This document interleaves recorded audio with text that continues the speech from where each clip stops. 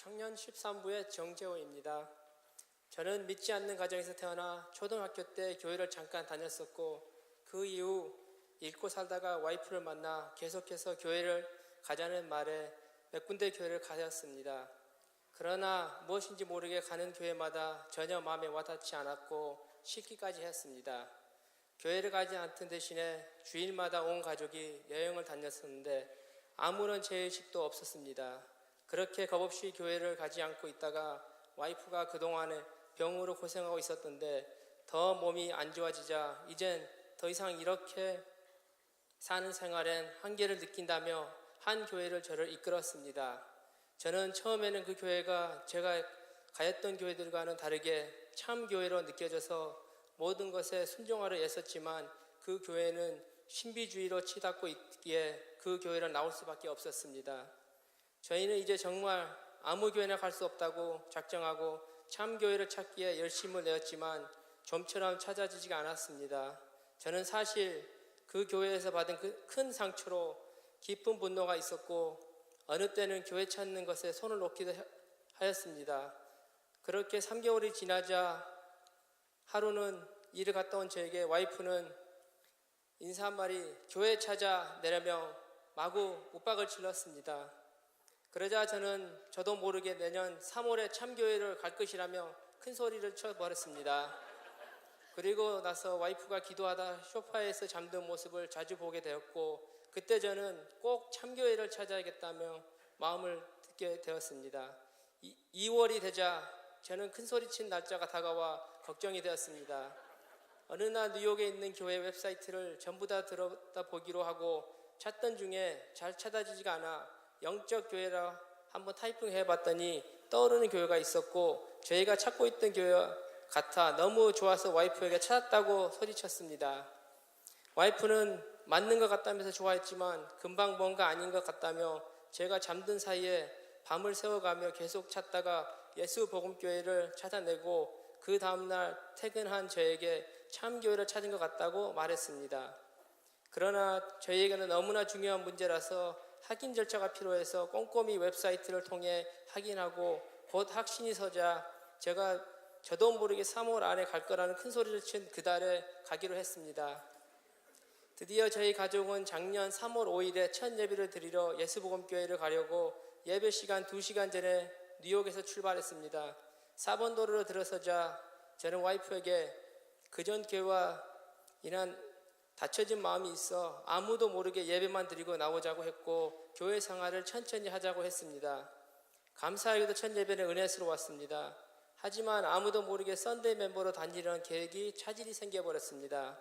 예배 후 교회 권사님 한 분 그리고 집사님 한 분과 점심 식사를 하게 되었고 식사 중 두 분은 무엇인가를 열심히 전해줬습니다. 저는 긴장했고 무슨 말씀을 하시는지도 잘 못 알아들었습니다. 그저 네네라고 대답만 했습니다.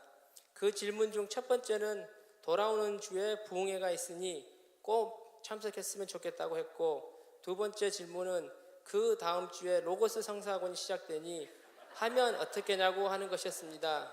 저는 또 네라고 대답해 버렸습니다.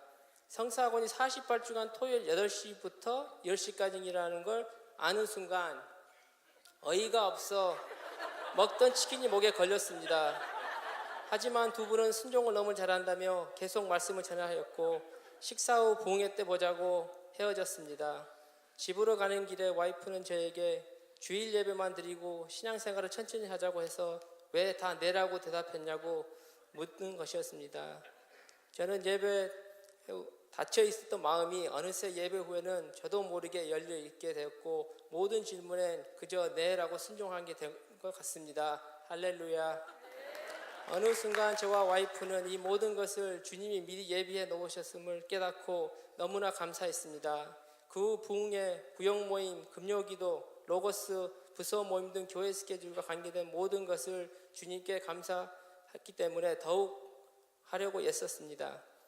그렇게 순종하려 애썼더니 저에게 축복이 왔는데 그것은 부흥의 말씀을 받는 동안 그동안 용서하지 못하고 있었던 것을 용서를 하게 되었고 그로 인해 저 마음이 편안히 찾아왔습니다. 또한 한국말이 서툴었지만 한국말 로고스를 열심히 수강하여 한 번 끝냈을 때는 한국말이 부쩍 늘기까지 했습니다. 할렐루야.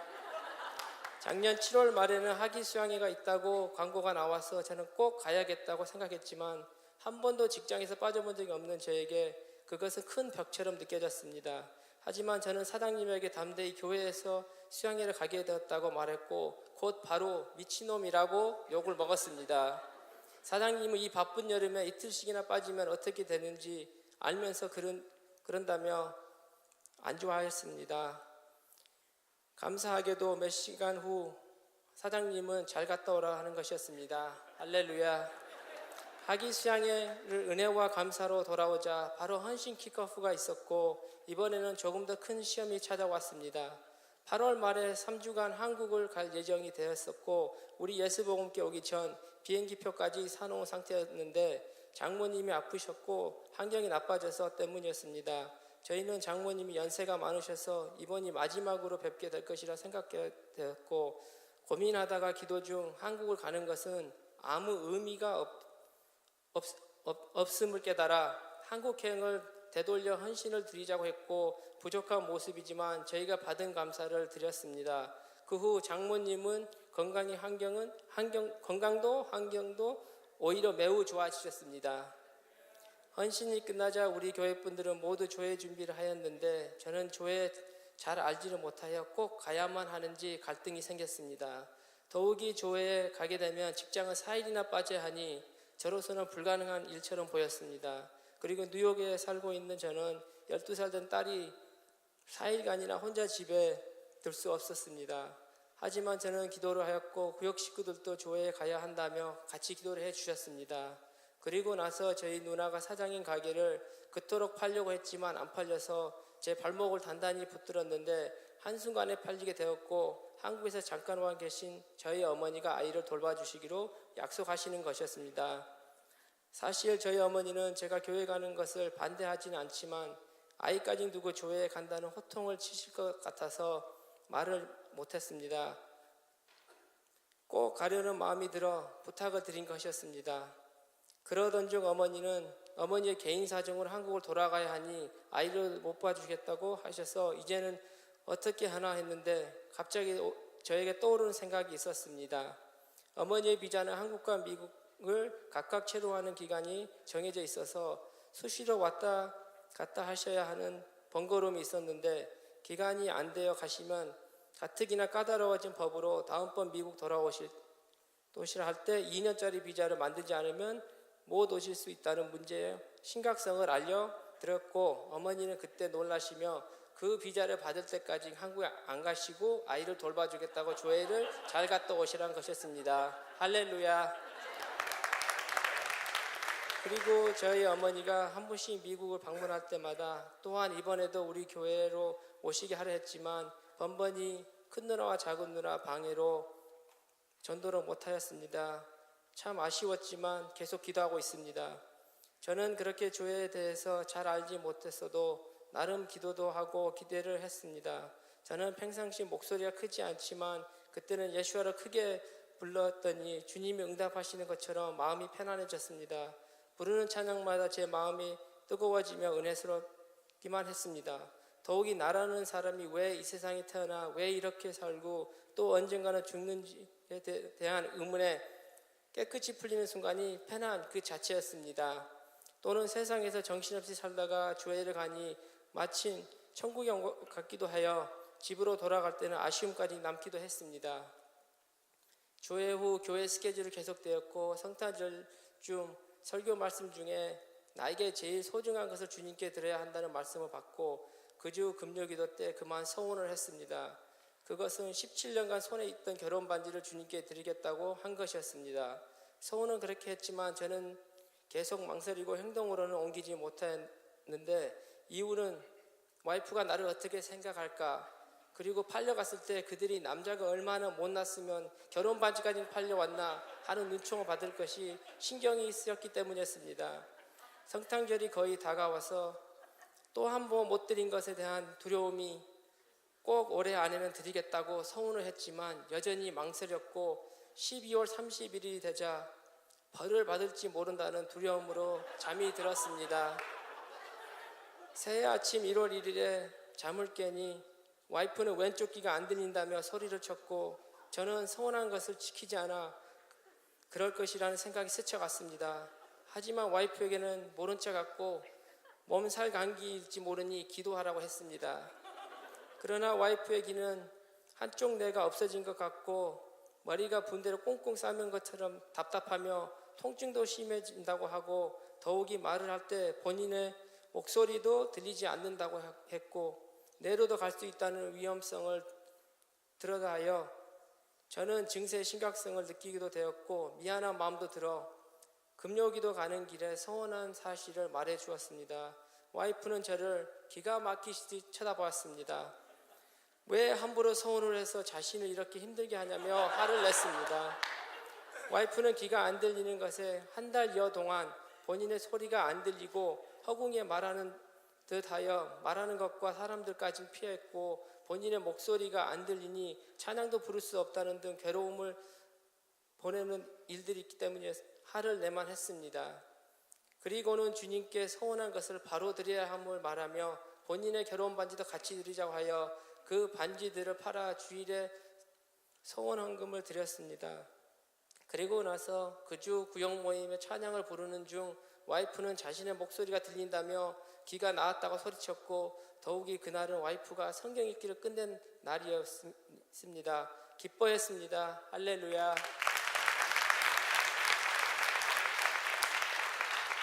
2017년 1월 그렇게 와이프가 아팠고 성경 읽기로 훌쩍 지나갔고 작년 10월부터 직장을 나와 그 이후로 직장을 구하려 했지만 교회 스케줄을 맞추고 형과의 일을 같이 하자는 제의에 받아들여 함께 가게 자리를 찾으려 6개월이나 지나 버렸을 때쯤에 롱아일랜드에 위치한 델리 가게 가치에 비해 누가 들어도 말도 안 되는 것을 헐값으로 인수하게 되었습니다. 나중에 한 사실이 그 주인은 우리가 인수하기 전 본인의 개인 사정으로 급히 가게를 내놓게 되었고 몇 명의 사람들과 계약이 깨져 순간 우리가 연결이 되었고 급한 나머지 헐값에 가게를 내놓게 된 것이었습니다. 6개월간 수입이 없어서 물질로 바닥난 저에게 형이 저와 형과 같이 일을 하면 도와주시겠다는 어머니의 기대하지 못한 갑작스러운 저희도 게다가 헐값에 가게를 인수하게 되어 주님께 감사드렸습니다. 가게 시작한 후 저는 하나님의 지혜를 구하며 신앙생활 잘하기 위한 가게 시간을 조정하려 했었고 가게가 교회에서 멀리 떨어진 곳이라 힘들긴 해도 또한 감사했습니다. 기도 응답으로 모든 가게 시간표는 우리 교회 스케줄에 맞춰주게 되었습니다. 가게 시작한 지 얼마 후에 뉴욕시의 위생 라이센스가 롱아일랜드에서는 허용이 되지 않으니 새로 라이센스를 따야 한다며 일주일 교육을 받아야 되고 연락을 왔고 곧 서류를 접수하자 4월에는 코스가 없다고 5월이 되자 교육받는 학생이 없다며 6월로 연기가 되었습니다. 이 모든 것은 일방적인 그들의 형포 같아 화가 났지만 그래도 받아들일 수밖에 없었습니다. 저는 올해 7월에 수양회가 가야만 한다는 생각을 했었는데 혹시 수양회 가는 주에 교육 날짜가 잡히게 될까봐 걱정했습니다. 그리고 2월이 되자 위생국에서는 7월 24일부터 28일까지 교육을 받아야 한다고 연락이 와 당황했습니다. 그것은 수양의 날짜와 교육받는 날짜가 같았기 때문이었습니다. 만약에 그 기간 중 교육을 받지 못하여 이 라이센스를 따지 못하면 가게로 감사원이 왔을 때 가게 문을 닫게 한다는 말에 가게 문을 닫게 되는 상황도 또한 그로 인해 믿지 않은 형이 저에게 핍박을 줄 물질 형편으로 앞이 깜깜해졌습니다. 그래서 저는 금요기도 때 수양에 갈 수 있도록 그 일들의 길을 열어주시라고 기도했습니다. 그러나 자주 묻던 와이프에게 확신한 대답을 주지 않다가 아무런 해결 방법이 없다며 수양회를 못 가게 될 거라고 말했습니다. 와이프가 순종해야 한다며 하였고 저는 위생국이 요구하는 교육을 그때 받지 않으면 가게 문을 닫게 된다는데 어떻게 수양회를 가냐며 화를 냈습니다. 그런 후 부서 전도하는 날 답답한 심정을 부서 회장님에게 털어놓았고 회장님은 자신의 간증을 말해주며 무슨 일이 있어도 내가 있어야 할 곳에 있어야 한다며 수양회를 꼭 가라고 권했습니다. 저는 그 간증이 마음에 와 닿았고 가야겠다는 마음도 생겼지만 너무 힘들게만 느껴졌습니다. 그리고 나서 수양회 참석 여부를 마지막으로 알려줘야 한다는 구역장님에게 메시지가 와서 올해는 참석 못하겠다고 보냈습니다. 저는 이 결정을 내리기까지 정말 몸부림치듯 기도도 하고 노력도 해봤지만 길이 보이지 않았습니다. 그날 저녁 금요기도에 갔고 그때 금요기도는 평상시와 틀렸습니다. 목사님의 예수와 찬양을 부르게 하시고 우리에게 길을 열어주시는 예수와를 크게 부르라고 하셨지만 저는 그저 작게 예수와 예수와 하며 불렀습니다. 시간이 흐르자 제 눈에서는 뜨거운 눈물이 내리기 시작했고 주님이 주신 은혜와 함께 하셨던 시간들을 스치며 주님은 나의 곁에 항상 계셨다는 것이 느껴졌습니다. 금요기도 후에 저는 구역장님에게 담대히 올해 우리 가족은 수양회를 가겠다고 구역장님에게 같이 말했고 구역장님이 같이 기뻐했습니다. 수양의 날짜가 가까워져도 처음과는 달리 제 마음은 편안했습니다. 그리고 나서 큰 벽을 부수듯 당당하게 일방적으로 위생국에 메시지를 남겨놨는데 7월 24일부터 28일까지 교육을 받을 학생인데 그때 참석을 못하게 되었으며 그 이유는 나는 크리스천이라고 우리 교회 서머 리트리트가 겹쳤으니 연기해달라는 것이었습니다. 하지만 아무 연락이 없다가 그주 금요일 아침 7시에 보이스 메시지가 들어왔는데 롱아일랜드 위생국에 높은 위치한 슈퍼바이서를 직접 도와주겠다며 자기는 오늘 오후부터 2주간 휴가를 딴다니 빨리 전화를 달라고 했습니다. 그러자 저는 가기가 너무 바빠 도무지 틈을 내지 않았고 믿지 않는 형 모르게 해야 해서 때를 보다가 늦게 연락하게 되어 그만 자신의 휴가를 떠났으니 메시지만 남기라고 되었는 것 같습니다. 저는 그 순간 가슴이 무너지는 것 같았고 주저앉아 버렸고 그리고 기도했습니다. 그러자 바로 다시 연락이 와서 받았더니 슈퍼바이서는 대뜸 저에게 화를 내며 왜 이제야 전화하냐며 도와주지 못할 뻔했다고 흥분하면서 본인도 크리스천이라고 밝히고 아무 벌금 없이 날짜를 연기해 주겠다고 했습니다. 이렇게 해서 올해 수양에도 잘 갔다 올 수 있었습니다. 한 가지 더 감사한 것은 연기한 날짜가 이번 헌신 마친 후에 정해진 것이었습니다. 할렐루야. 올해 헌신이 선포되자 저에게 다시 폭풍우 같은 시험이 기다리고 있었습니다. 1년 동안 뉴욕에서 늦어지려고 하며 쌓인 톨비와 기름값 그리고 6개월간 일하지 못한 것이었고 더욱이 가게를 처음 열고 그전 주인의 매상보다 더 올라 놓였지만 처음 시작한 가게로 들어가는 비용이 만만치 않았고 벌어들인 매상비도 잘 유통이 안 되어 저희 가정 형편이 최악으로 크레딧 카드 문제가 저를 짓눌렀습니다. 저는 어떻게든 이 상황을 뚫어보려 했지만 그러면 그럴수록 점점 나빠져 원하지 않는 극단적인 생각과 말을 하기도 하며 좌절감에 허우적거렸습니다. 급기야 교회 스케줄 등 몇 가지를 빼야 이대로 계속 갈 수는 없다고 와이프에게 말했습니다. 저희 가정은 뉴저지로 이사를 할 계획도 있었지만 그것은 꿈도 꿀 수 없었고 그 순간 세상이 저를 삼킬 것만 같은 상황 속에 파묻히는 것 같았습니다. 저는 부서 전도날 부서회장님에게 제 사정을 말했고 교회 스케줄을 빼는 것은 좋은 방법이 아니라며 본인의 간증과 함께 주님께서는 꼭 우리에게서 걷어가시는 분이 아니고 주의 일을 하는데 베푸시는 분이라며 이 시험을 성경 말씀을 근거로 삼아 껑충 뛰어넘어야 된다면 넘었으면 좋겠다는 말을 해주셨고 그 후 교회 스케줄을 그대로 밀고 나갔고 저는 세상이 잡고 있는 것들에 빼내주시고 저희 가정을 교회 옆으로 이사할 수 있도록 길을 열어주시라고 기도했습니다. 얼마 후 그토록 주님께 부끄럽기만 한 저 연약한 모습에게 기도 응답이 왔습니다. 저는 초등학교 고학년 때부터 틈틈이 일을 하여 그 이후로부터 용돈을 물론 대학교도 전부 커버가 되고 용돈까지 나오는 대학을 선택하여 부모의 도움을 받지 않았었고 어머니도 자식에게 쉽게 도와주신 분이 아닌 깐깐하신 분이었지만 저는 처음으로 도움을 청했습니다.